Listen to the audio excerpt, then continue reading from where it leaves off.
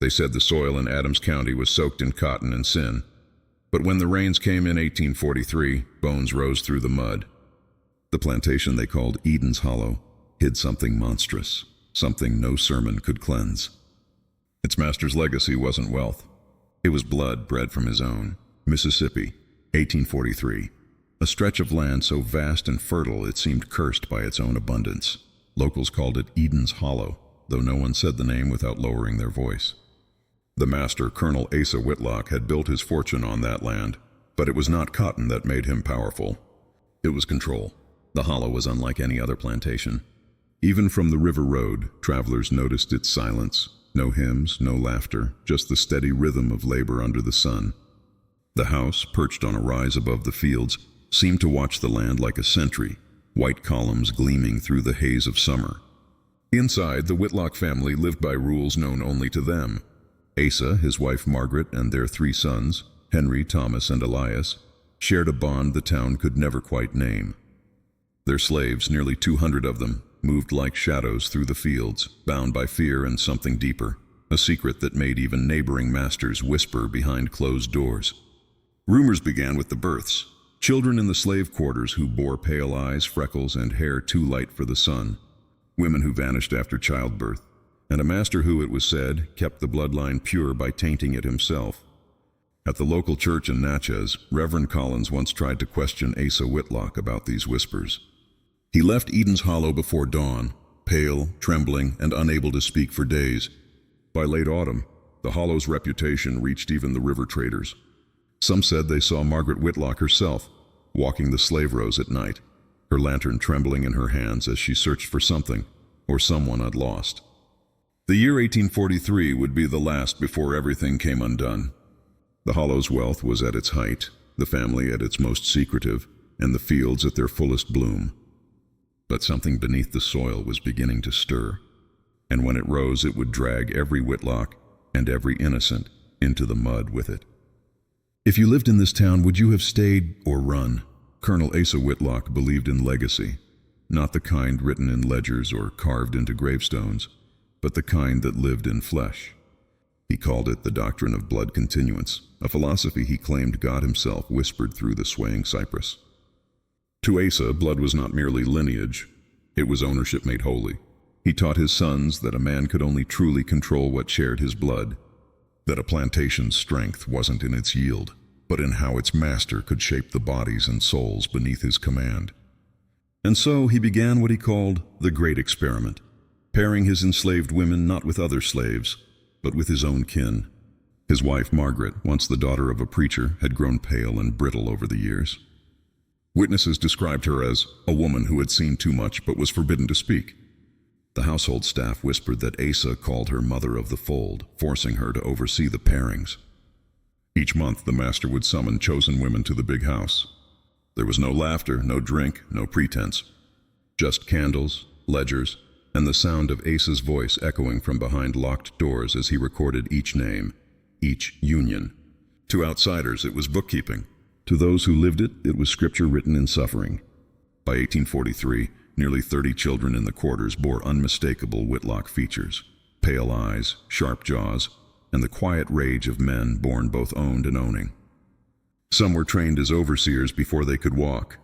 Others vanished in infancy, buried in unmarked mounds behind the sugar mill.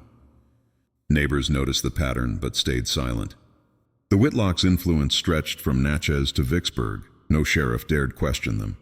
Only a traveling abolitionist named Samuel Greaves kept a record, writing in his journal after a single visit. What I saw in that house was not kinship, but corruption of the soul. The master breeds himself into his property, believing he multiplies dominion. Yet all I saw were sons born to despise the father they resembled. By the year's end, Greaves disappeared on his way to Jackson. His horse was found at the edge of Eden's Hollow, reins cut clean, saddle empty. The hollow's secret was tightening its noose, and soon, even Asa's sons would come to question what kind of God their father served. Tell me in the comments, do you believe this was fate or something darker? By the spring of 1843, the Whitlock sons had grown into men, handsome, educated, and unnervingly similar to their father. Henry, the eldest, had inherited Asa's ruthless discipline. Thomas, the middle son, his cunning, and Elias, the youngest, his silence. But each of them carried a sickness that no physician could name, a quiet, creeping dread that their own bloodline was rotting from within. Henry was the first to speak of it. One evening, after returning from overseeing the harvest, he told his brothers what he'd seen. A boy in the fields, no older than 8, whose eyes were mirror images of his own. The child's skin was lighter than the rest, his face unmistakable. Henry had stared at him too long. The boy had stared back. That night, Henry went to his father's study, demanding to know the truth. Asa didn't look up from his ledger. "You are a Whitlock," he said, his pen scratching the parchment. "So is he. My blood runs through you both. It is purity, not sin." Thomas began drinking more heavily after that night. He'd always followed his father's orders without question, until he learned that the girl he'd been paired with, a young enslaved woman named Ruth, was carrying his child. Asa congratulated him. Margaret wept. Elias, meanwhile, grew quiet as shadows. He'd begun walking the fields alone at night, listening for the cries of infants that seemed to echo from beneath the earth itself. Margaret Whitlock's journals, recovered decades later from beneath a floorboard, reveal her breaking point. In one entry she wrote, "They are breeding madness, not legacy. My sons look at me as if I birthed their shame. Asa calls it divine order, but I see a curse stretching its roots through our house." The revolt didn't come with weapons or fire. It came with silence. The sons began disobeying small commands, refusing to record births, questioning orders, staying away from the selection nights. Asa noticed. His punishments grew crueler. Then one morning, Ruth's cabin was found empty, her bed soaked in blood, her newborn gone. Asa accused his sons of helping her escape. Henry denied it, but his trembling hands betrayed him. That night, thunder rolled across Eden's Hollow. Witnesses swore they heard shouting, gunfire, and a woman scream from the big house. By dawn, the master's cane lay broken at the top of the stairs. Whatever loyalty had held the Whitlocks together had finally cracked. Imagine this was your family. What would you have done? It began with the rain. For 3 straight days, Mississippi's sky hung low and heavy until the heavens opened over Eden's Hollow like a wound. The earth turned to mire, the cotton fields to rivers. It was the same week Ruth vanished, the same week Asa Whitlock began to lose control of everything he had built. By the second night, the slaves whispered of a sign. The Lord's washing, they called it. The overseers could barely keep order as water rose through the rows, flooding cabins and drowning the roots. But beneath the thunder and the screams, there were other sounds. Footsteps moving through the rain, horses untied, and gates unlatched. Henry and Elias had done it. Ruth's disappearance was no accident. They had helped her flee, and now, as the hollow drowned, they were helping others too. Thomas hesitated, torn between loyalty and terror. He had seen what Asa did to those who disobeyed. His father's wrath was the only constant in a life built on deceit. Inside the house, Asa raged through the halls like a ghost in his own creation. Margaret tried to stop him, clutching his arm, begging him to let them go, to let anyone go. He struck her so hard she fell against the parlor piano, shattering a porcelain key. Her blood stained the ivory like a confession. Outside, the slaves ran through the storm, led by Ruth and the brothers. The road to Natchez was barely visible, washed away in places, but they pressed on, barefoot, desperate, carrying children wrapped in quilts and scripture pages. Lightning split the sky, and for a moment, all of Eden's Hollow was illuminated. The mansion, the drowned fields, and the high porch where Asa stood, rifle in hand, screaming their names. Henry turned once, just once, and saw his father's silhouette framed in that flash of light. The sight stayed with him until his final breath. By morning, the flood had swallowed nearly everything. The hollow's fences and crops were gone, its barns collapsed, its people scattered. Some made it to Natchez, others vanished into the swamp. Ruth and her newborn were never seen again. When the water receded, the land gave back what it had taken. Broken tools, torn garments, bones unearthed from shallow graves. But Asa Whitlock remained, wandering the wreckage of his domain, muttering to no one. They say the flood took the slaves, but others swore it took something far worse, the soul of Eden's Hollow itself. Would you have survived this storm? Tell me in the comments below. After the flood, Eden's Hollow became a carcass of its former self.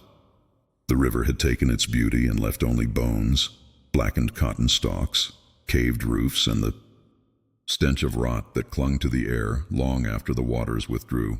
But those who ventured near the plantation swore that the silence was worse than the ruin. No birds sang there. No wind dared pass through the cane, and yet every night, from the hollowed fields, came the faint sound of weeping. Colonel Asa Whitlock survived the storm, but not his mind. Neighbors found him days later wandering barefoot along the riverbank, his clothes soaked, his eyes unfocused. He spoke to no one except the ghosts he claimed were still tending the fields. They said he would stand for hours at the edge of the property, calling names of slaves long buried, and of sons who no longer answered. Margaret Whitlock, her face bruised and pale, locked herself in the upper rooms of the mansion. Servants who remained said she burned her husband's ledgers in the fireplace one by one until the house filled with a smell of ink and smoke. Each page held the record of pairings, of the children born from bloodlines that never should have crossed. She tried to erase them, but some stains would not burn away. By autumn, strange things began to happen. The few who stayed claimed to hear babies crying from under the floorboards. Doors would slam in empty corridors. Lamps flickered, though no breeze blew. And every dawn, muddy footprints appeared, leading from the river to the front steps, small, bare, and childlike. Henry and Elias, having fled, wrote once from Vicksburg. Their letter was brief, almost trembling with guilt. "We cannot sleep. Each thunderclap sounds like Father's cane. Ruth's voice follows us. We thought we freed her. Perhaps we only freed what should have stayed buried." Not long after, both brothers vanished on their way north. Their horses were found at the edge of a flooded trail, eyes wide, trembling, as if they had seen something unspeakable. The hollow remained, a monument to sin disguised as legacy. Travelers on the Natchez Trace began to detour miles around it. Even the bravest called it the breathing ground, for they swore the earth there still exhaled in the night, as though something beneath the soil refused to rest. If you lived near Eden's Hollow, would you dare set foot on that land? In the winter of 1844, Margaret Whitlock finally opened the front door of Eden's Hollow. The house had gone nearly a year without visitors, and those who glimpsed her swore she looked like death wearing silk. Hair white as bone, skin drawn tight, and eyes that never blinked long enough to seem alive. She had buried her husband, she claimed, though no one could confirm where. The story went that Asa Whitlock's body was found in the East Wing, slumped in his study chair, pistol in hand. But when Reverend Collins came to bless the remains, the coffin was sealed shut before he could look inside. The widow gave no explanation, only a warning. "He is better left in darkness." For weeks afterward, townsfolk noticed lights in the mansion's upper windows, glowing past midnight. Margaret was seen writing endlessly at her desk, her hands stained with ink and ash. The surviving servants avoided her, whispering that she spoke aloud to her dead husband, answering questions only she could hear. Then one morning, she summoned the Reverend. Her voice in his later account was calm, eerily calm. She led him to the parlor where the piano still bore her dried blood. On the mantel, she had placed a box of letters tied with twine. "They are confessions," she said, "of what was done here, of what he made me witness." She told him everything, Asa's doctrine, his breeding of the enslaved with his wife and sons, the ledger of purification. She confessed to her silence, her complicity. "He said the blood would heal the curse of this land," she whispered. But it only fed it. When Collins opened the letters, he found detailed lists of births, names, and fates, each written in Margaret's trembling hand. The Reverend wept as he read, realizing that many of those children still lived somewhere in bondage, unaware of the horror that marked their lineage. Before he left, Margaret asked for one favor, that he bury the letters in consecrated ground, so their truth would not die with her. But when he returned days later, she was gone. The house stood empty, the candles melted to pools of wax, the piano silent at last. In her bedroom, he found only her rosary and a single note. "The river calls all things back to where they began. Tell them Eden never had a god." Margaret Whitlock was never seen again. Would you have believed her? Or buried her story too? When the widow's confession surfaced, whispers spread from Natchez to New Orleans. Whispers of children born neither slave nor free, belonging to no world at all.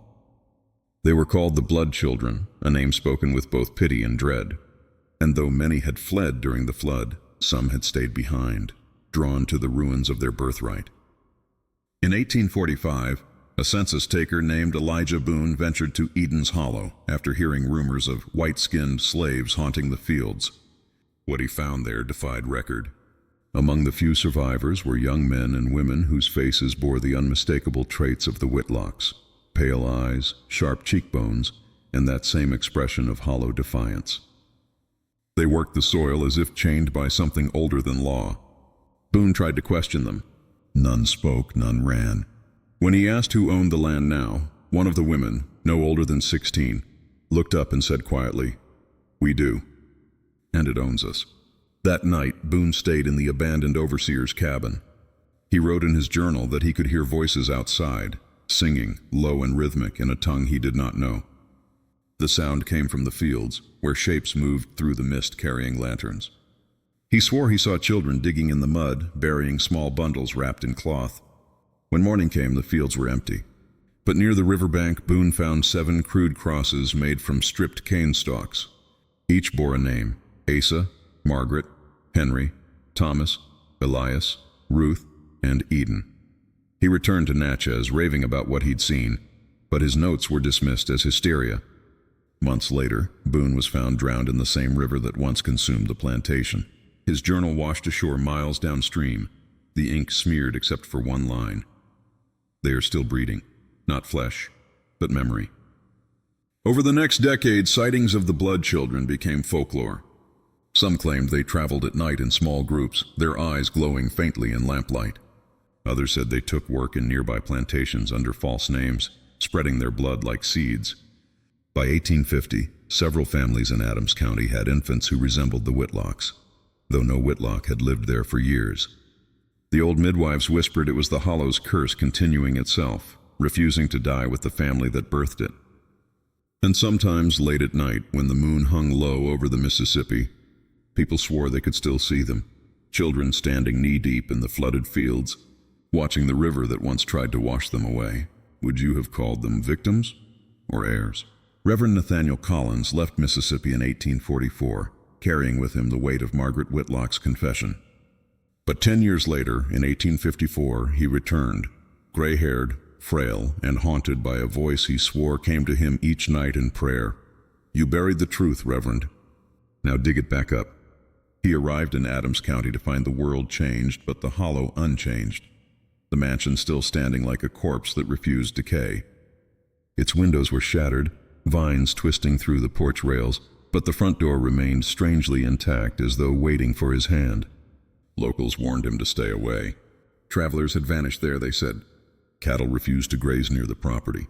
Children dared each other to run up to the fence and touch the gate, but none lasted more than seconds. They claimed to hear whispers, a woman's voice humming a hymn that no church had ever sung. Collins ignored them. Guilt drove him harder than fear ever could. He rode to the plantation at dusk, clutching his Bible and the last of Margaret's letters. When he stepped through the threshold, the air inside was colder than the rain outside. Dust lay thick as snow, yet a single candle burned in the parlor, its flame steady. On the piano sat something he had not seen in a decade: the rosary he'd found after Margaret's disappearance. Only now, each bead was darkened with age, sticky with some black residue. Beside it lay a child's shoe. He knelt to pray, but the house seemed to breathe around him, wood creaking, walls shifting. From upstairs came the faint sound of footsteps. When he called out, a voice answered, not with words, but with a soft humming. It was the same tune Margaret used to play before Asa forbade her music. Collins followed the sound up the stairs. At the landing, he saw what he later described in his final entry: a figure by the window, neither child nor woman, her eyes reflecting the storm outside. She said, "You left us unburied, Reverend." The river remembers. He fled that night, leaving his horse and his Bible behind. Days later, his body was found tangled in the reeds by the riverbank, his hand clutching the rosary. The coroner noted that his fingernails were packed with river mud, as though he had crawled from the depths trying to reach the shore. After that night, no preacher set foot on Eden's Hollow again. Would you have gone back for redemption, or stayed away forever? By 1860, talk of Eden's Hollow had become more legend than memory. The Civil War loomed, and Mississippi's focus turned from cotton to survival. But when the Natchez revival swept through the South, a feverish wave of repentance and rebirth, some saw the ruins of the Whitlock Plantation as the perfect place to prove that God still ruled over the old darkness. A new preacher arrived, Reverend Josiah Pike, young and zealous, convinced he could cleanse the hollow with prayer. "The devil walks where men have left truth unspoken," he declared to his followers. He gathered a dozen converts and marched them to the property one Sunday morning, Bibles raised, hymns echoing through the mist. The townsfolk watched from afar. None dared follow. The group entered the mansion at dawn and began to preach in the parlor where Margaret once bled.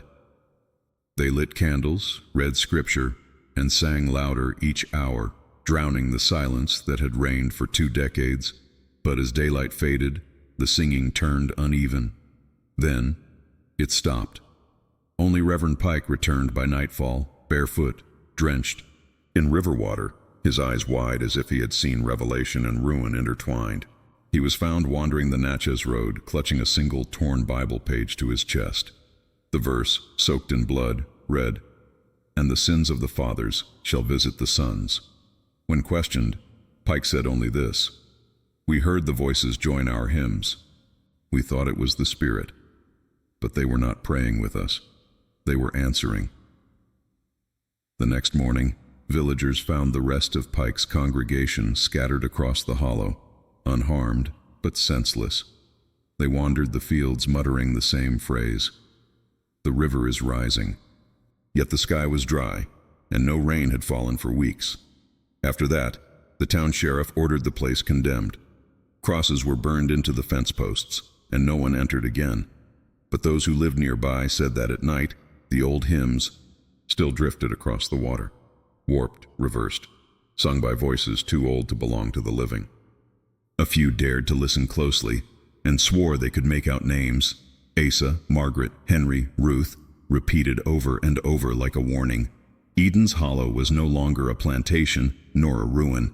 It had become something else entirely: a church without mercy, a sermon without end. If you were Reverend Pike, would you have preached there? When the war ended, Eden's Hollow was forgotten by maps, but not by memory. The Whitlock name had dissolved into rumor, the house half swallowed by vines, the land sold and resold until no one remembered who truly owned it. Yet one man came searching in 1871, a lawyer from New Orleans carrying a letter sealed in black wax, signed simply E.W. His name was Charles Duval, a distant cousin of Margaret Whitlock through her mother's line. The letter claimed he was heir to lands and holdings in Adams County, left by a deceased relative. The court records confirmed the deed still existed, though no one dared contest it. Against every warning, Duval traveled upriver to claim his inheritance. He found the house exactly as the locals described: leaning, gasping, but somehow alive. A century's worth of ivy had strangled the columns. The front door, though rotted, opened easily, as if it had been expecting him. Inside, the air was heavy with mildew and perfume, faint traces of something that didn't belong to time. In the parlor, he discovered what generations before had left behind: Margaret's piano, a cracked Bible, and a small chest sealed with wax. He pried it open with his cane. Inside were papers, land deeds, letters, and the final pages of Margaret's confession. But beneath them, wrapped in oilcloth, was a baby's rattle carved from ivory. Duval held it up to the light, and the sound it made, that faint, hollow rattle, echoed through the entire house. That night, as the wind rose, he lit a fire and read the papers aloud. He thought the act ceremonial, a way to close history's wound. But with every word he spoke, the shadows along the walls began to move. They twisted, lengthened, until they no longer resembled shadows at all, but figures, watching, listening. When morning came, Duval was gone. His horse was still tied outside, and the chest lay open, the documents untouched. But every mirror in the house, all 5 of them, had cracked during the night, each fracture meeting at the same point, the reflection of the piano. Weeks later, the county clerk received a letter from an unknown hand.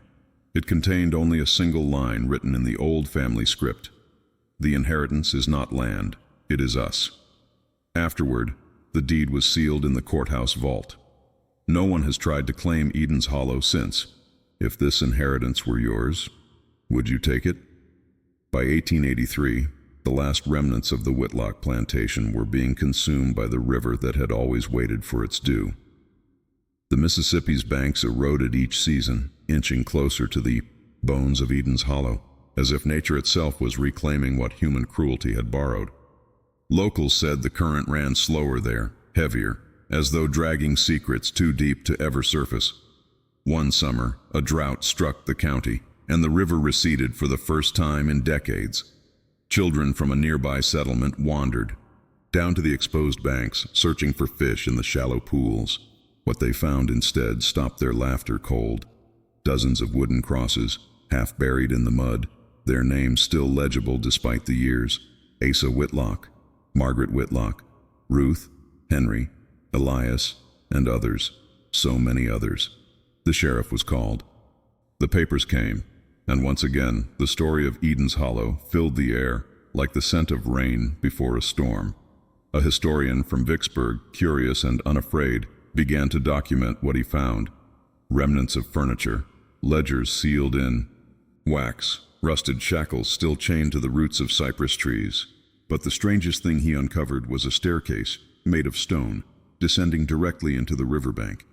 At its base, he found a doorway carved into the mud itself, and etched into the arch above were words almost washed away. "Let the river cleanse what man cannot." He returned the next morning with 2 men to excavate, but the doorway was gone, swallowed overnight by the rising current. They waited for the waters to calm again, but they never did. The Mississippi had reclaimed its secret. That night, the historian wrote his final notes before leaving town. His last entry read, "The hollow never drowned. It breathes beneath the surface, waiting for the blood that made it." Weeks later, a flood swept through Adams County. Entire acres vanished, carried downstream. When the waters settled, the land where Eden's Hollow once stood was gone, replaced by a bend in the river so wide it seemed unnatural. Boatmen who crossed that stretch reported strange phenomena: lights under the water, voices whispering along the fog, the sound of a piano faintly echoing through the reeds. The river had taken it all: the land, the house, the name, but not the memory. Some sins are too old to forgive, too heavy to sink, and so the people of Adams County still say, when the river rises and the moon is red, the water turns restless, as if the hollow below it remembers. Would you have believed it ended there, or that the river is still waiting?